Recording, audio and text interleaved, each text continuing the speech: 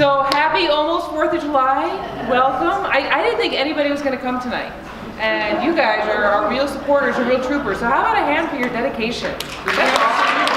We wanted to get kind of a cross-section of experience so you could hear it from all the different entities, and because you guys will ask me some question about the highway I won't be able to answer, so I brought NHP. I brought in our LVMPD fatal detail and really the guys that deal with this, and girls, which I love, day in and day out.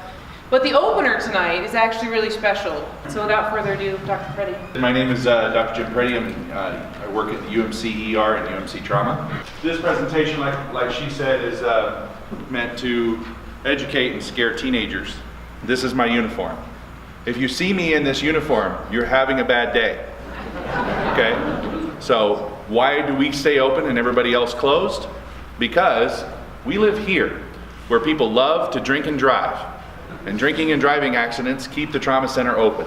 We're doctors and we all want to try to prevent heart disease. We all want to try to prevent, lung disease and cancer and stuff like this. But this kills more people than the other two combined. Okay? These are completely preventable injuries and deaths that don't need to happen.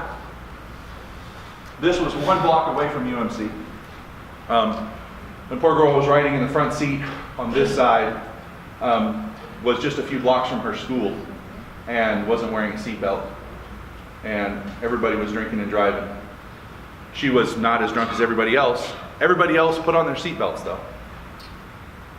This is what we call an internal decapitation. These bones are supposed to be touching. So, and our only job that day was to keep her alive long enough for her mother and her family to get there. So I alluded to this earlier, and it's a horrible thing to say, but my wife and I and many of these people in the room know the sound that a mother makes when she finds out her baby has died. It is soul crushing. You can hear it from 100 yards away. So my message is twofold. 1, don't drink and drive. Make sure that everybody you know knows that you'll come and get them if they need a ride. Uber, Lyft. And then I want to thank the Clark County Coroner's Office for allowing me to have these slides. Thank you very much.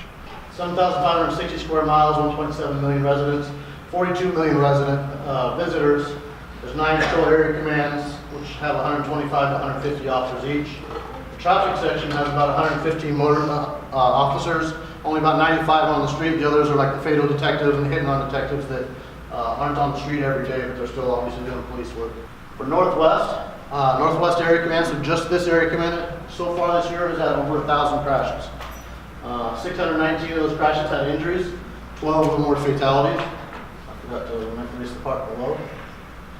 4,844 citations were issued to people in the Northwest area. So I'm Jose Campos. I've been with NHP for 5 years. The whole time I've been on Graveyard. I am a FTO, SST instructor, and all I do at night on Graveyard is look for DUIs. Basically, I don't write a ticket at night, maybe 1 ticket. So all I do is look for DUIs. Anything from alcohol or drugs, as Trooper Slattery said. We're writing the tickets, we're making the arrests. This is not a police problem, it's a community problem. Writing tickets is not the answer to stop fatalities.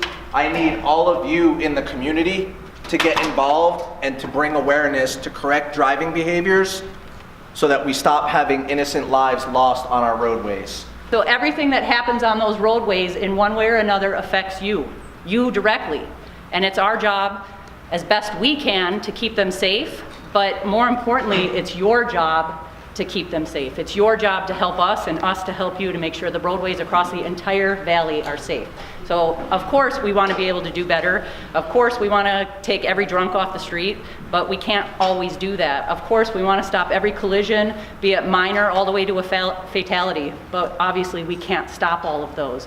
But if we can get more community involvement and more community members to care about what happens on our streets, then we can do better. All of us can do better for those roadways.